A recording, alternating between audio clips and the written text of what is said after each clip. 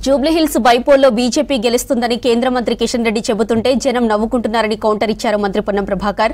10 ఏళ్లుగా కేంద్ర మంత్రిగా ఉన్న కిషన్ రెడ్డి తన పరిధిలోని జూబ్లీహిల్స్ అసెంబ్లీ నియోజకవర్గంలో ఏం అభివృద్ధి చేశారో చెప్పాలని ప్రశ్నించారు.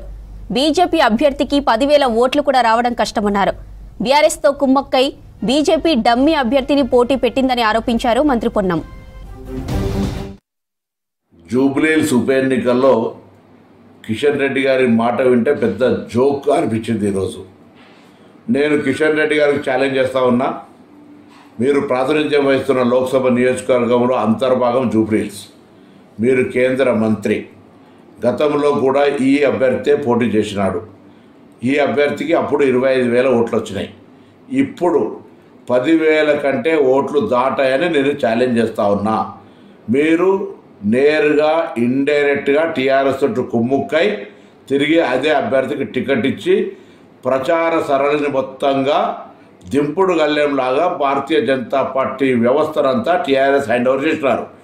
మీ ఎన్నికల్లో వాళ్ళ మద్దతు తీసుకున్న దానికి తిరిగి గురుభక్తిగా ఈ ఉప ఎన్నికల్లో టీఆర్ఎస్కు లోపాయకారిగా మద్దతు చేస్తున్నారనేటువంటి మాట యావత్ జూబ్లీహిల్స్ నియోజకవర్గ ప్రజల చర్చ. 11 నాడు జరిగే ఎన్నికల్లో మీ అభ్యర్థికి 10,000 లోపు ఓట్లు వస్తాయి. ఛాలెంజ్ చేయదలుచుకున్నారా కిషన్ రెడ్డి గారు అని అడుగుతా ఉన్నాం. భారతీయ జనతా పార్టీ కేంద్రంలో అధికారంలో ఉన్న పార్టీ, ఈ నియోజకవర్గానికి కేంద్ర మంత్రిగా వ్యవహరిస్తున్న మీరు 10 సంవత్సరాలుగా జూబ్లీహిల్స్ నియోజకవర్గానికి ఏమి చేసినారో చెప్పగలుగుతారా అని అడుగుతా ఉన్నాం. జూబ్లీహిల్స్ గురించి కనీస శ్రద్ధ లేని, పట్టించుకొని మీరు ఈ ఉప ఎన్నికల్లో ప్రగల్భాలు పలుకుతూ గెలుస్తుందనడం అంటే ప్రజలు నవ్వుకుంటున్నారు మీ తీరు పట్ల.